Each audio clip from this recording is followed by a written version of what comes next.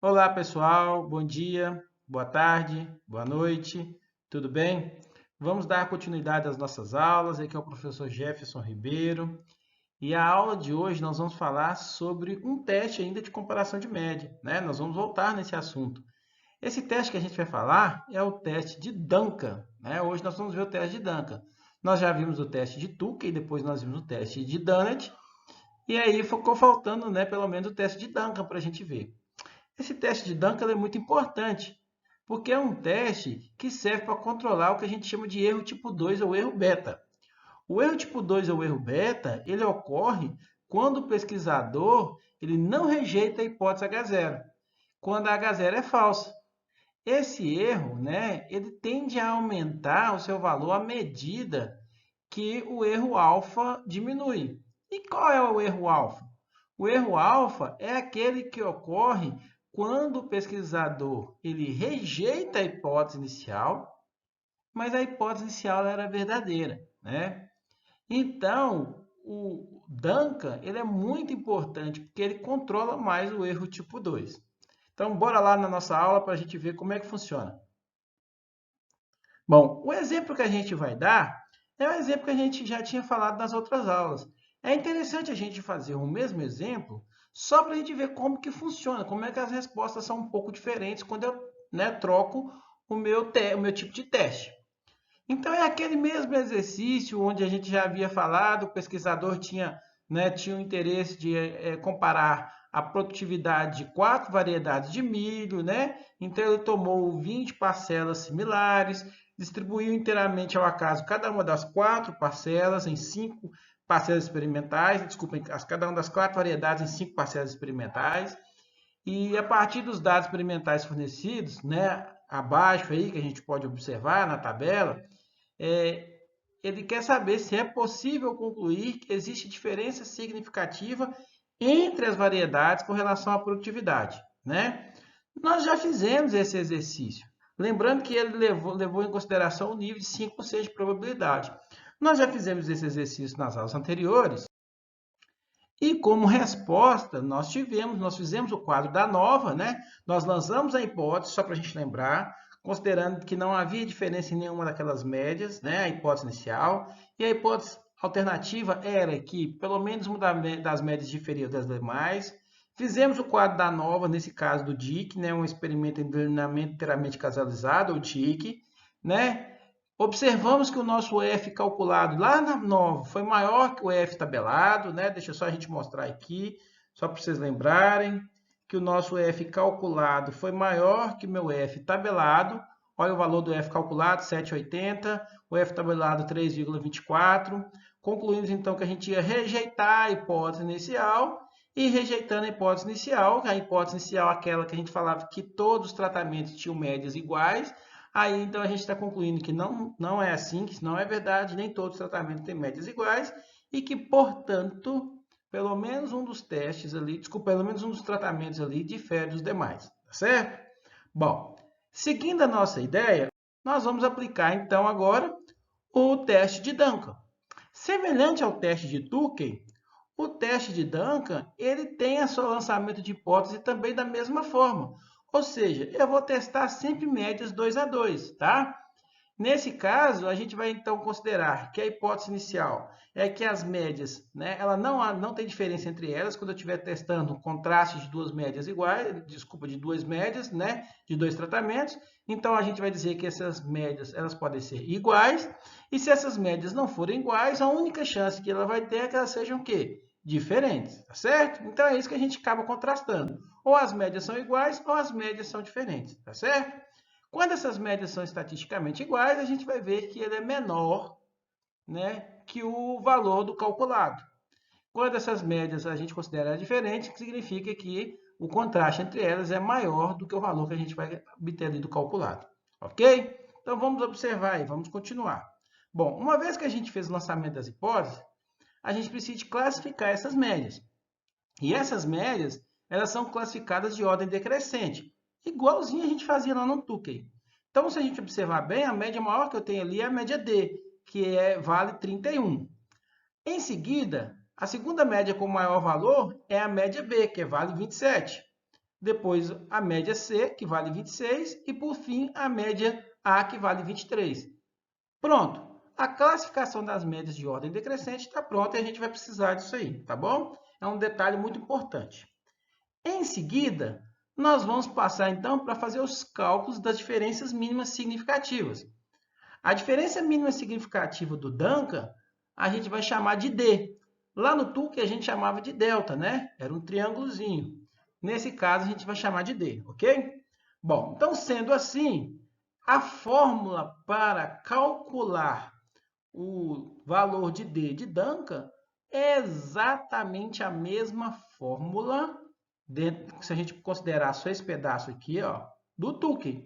Ou seja, é a raiz quadrada do quadrado médio do resíduo, quadrado médio do resíduo eu tenho aqui, vale 7, dividido pela repetição, a repetição eu tenho aqui, vale 5, né? A gente sabe que vale 5, olha lá, o A, por exemplo, tem 5 valores, o B também 5 valores, o C também 5 valores, o D também 5 valores, é a repetição do experimento. Mas aí o que difere é exatamente esse valor de Z, tá? Esse valor de Z aqui que é o Z tabelado, que a gente vai pegar lá na tabela do Duncan. Então, quer dizer que as tabelas do Tukey e do Duncan são diferentes? Sim, são diferentes. Os valores são diferentes, a gente vai ver. Bom, esse Zzinho aqui que a gente está falando, esse Z, ele é dado como, né? Como que a gente obtém ele? Bom, eu preciso do valor de alfa.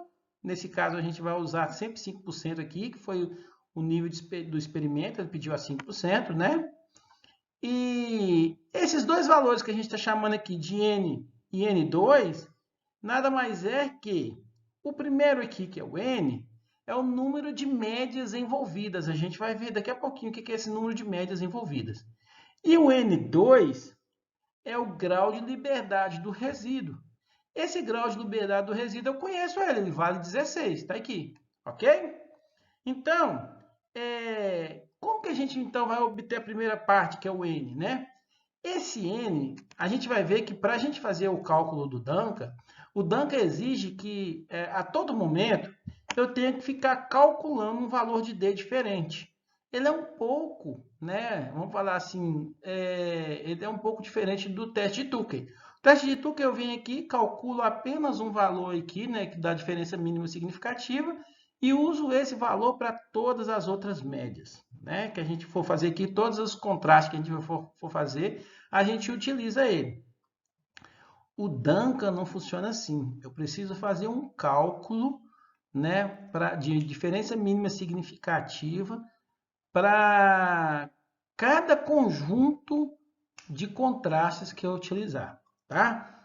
Então, como eu havia dito, então, a parte primeira aqui do Nzinho é o número de médias envolvidas e a segunda parte é o grau de liberdade do resíduo. Então, pessoal, o que a gente vai precisar de fazer, né? Nós vamos fazer, então, os cálculos dessa diferença mínima significativa considerando médias 2 a 2 de distância, que a gente vai chamar de D2. O que é isso? Nós vamos fazer o seguinte, nós vamos fazer grupos de contrastes envolvendo médias 2 a 2, mas são as médias mais próximas uma da outra. Então, a gente vai ver, por exemplo, a média mais próxima aqui, ó, da D é a B, não é isso? Então, eu vou fazer um contraste entre D e B, tá certo? Depois, a média mais próxima da B, eu tenho a D, que eu já fiz esse contraste, mas aí tem a C, não é isso? Então, eu vou fazer um contraste entre a média B e a média C. E, por fim, eu vou fazer um contraste entre a média C e a média A. É isso que a gente chama de médias 2 a 2, ou seja, estão duas médias de distância. Para eu fazer esse tipo de contraste, né, lembra lá que eu tenho que calcular o meu valor de Z, levando em consideração o número de médias envolvidas? Se eu estou envolvendo duas médias, então o número de médias envolvidas aqui vai ser 2. E o grau de liberdade do resíduo vai ser 16, que é esse valor que a gente já tem aqui, tá certo? Bom, se eu ir lá na tabela do Duncan e olhar, né? Ó, o primeiro aqui, ó, 2 e o segundo 16 a 5%. Vamos lá na tabela para a gente ver? Bom, então essa aqui é a tabela do Duncan. Então, se a gente considerar lá o 2, né, da primeira parte e 16 da segunda parte, a gente vai chegar nesse valor aqui que vale 3, não é? 2,16 vale 3. Esse aqui vai ser o primeiro valor de Duncan que a gente vai usar. Então, agora que eu já sei que o meu valor de Z vale 3, o que eu vou fazer? Eu vou agora, nesse lugar de Z aqui, né, do ZI, eu vou colocar esse valor de 3. Ora, só para a gente lembrar, o quadrado médio do resíduo eu sei que vale 7, não é isso? Está aqui. A repetição a gente já sabe que vale 5. O valor de Z a gente acabou de achar que vale 3. Basta fazer esse cálculo aqui para achar o valor do meu D2. Para achar esse valor do D2 é muito simples, né? O que eu preciso fazer? Primeiro, extrair a raiz aqui do 7, depois dividir por 5 e multiplicar por 3. Eu vou achar o valor de 1,59. Lembre-se, esse valor de 1,59 é a minha diferença significativa para médias 2 a 2. É com ela que eu vou comparar agora os meus contrastes. Lembra como a gente fazia esses contrastes, então? Nós vamos fazer esse contraste agora, considerando a média D e a média B. Duas médias de distância. A média D vale 31, a média B vale 27. A diferença entre esses dois é igual a 4. Esse valor de 4 ele é maior do que o meu valor de D2, que vale 1,59. Se ele é maior, ele vai rejeitar a hipótese inicial. Ora, a hipótese inicial diz que essas médias elas são iguais. Se eu estou rejeitando elas, eu estou assumindo que elas não são iguais, que elas são o quê? Diferentes. Nesse caso, se fosse um teste de Tukey, eu ia colocar uma letra A para um e uma letra B para outro. Mas no Duncan a gente não usa letras, a gente usa barra. E aí eu vou fazer o seguinte, eu vou colocar uma barra por 31 e uma barra por 27 diferente, indicando que eles são diferentes aí, tá certo? Se eles fossem iguais, essa barra eu ia puxar ela até o B, que uma única barra, indicando que esses dois eram iguais, ok? Aí eu passo para o próximo contraste, que é o contraste 2. O contraste 2, se a gente observar, ele é entre o valor da média B, que é 27, e da média C, que é 26. A diferença dos dois é igual a 1. E 1 é menor do que o meu valor de D, ou da minha diferença mínima significativa, que vale 1,59. Se ele é menor, eu não rejeito H0. Inclusive, eu já coloquei ele aí, né, mostrando que eu não ia rejeitar H0. A gente colocou aqui, ó, não rejeita H0. Não rejeitar H0 significa dizer que a hipótese inicial, então, é que elas são iguais. Então, essas médias B e C elas são estatisticamente iguais, não é isso? Nesse caso, eu preciso puxar uma única barra, né, que junte B e C. É o que a gente vai fazer agora. Pronto, aí, ó, B e C estão juntos, tá certo? E agora eu preciso fazer entre C e A. Bom, a média, então o contraste 3, né, vai ser entre a média C, que vale 26, e a média A, que vale 23. A diferença entre esses dois contrastes é igual a 3. E o 3 ele é maior do que o meu valor, né, da diferença mínima significativa, que é 1,59. Se ele é maior, eu também rejeito a hipótese inicial, e rejeitar a hipótese inicial indica que eles são diferentes. Preciso colocar uma barrinha diferente. Ora, se ele não rejeitasse a hipótese, aí eu não poderia puxar essa barra até o final aqui não, mas eu poderia puxar uma segunda barra juntando C e A apenas, tá certo? Aí é que vem a diferença do teste de Duncan em relação aos demais. Se fosse Tukey, a gente parava por ali.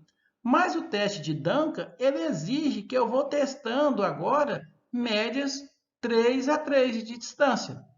Ora, médias 3 a 3 de distância seria avaliar a média D em relação à média C.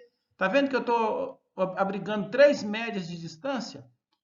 Além disso, eu posso também ter entre a média B e a média A, que também são 3 médias de distância. E aí a gente vai ter que fazer todo aquele novo cálculo de uma diferença mínima significativa, agora considerando 3 médias. Isso significa que eu vou ter que calcular de novo o meu valor de D, que agora antes era D2, agora vai ser D3. Eu preciso de ter um novo valor de Z, porque agora o meu Z envolve 3 médias, então aqui vai aparecer o valor de 3 e 16. E eu tenho que voltar lá na tabela para poder buscar esse valor. Ora, para eu obter então agora o valor de 3 e 16, basta pegar esse valor aqui que vale 3,15. De posse do valor de 3,15, do valor de Z3, agora eu vou substituir na fórmula de novo.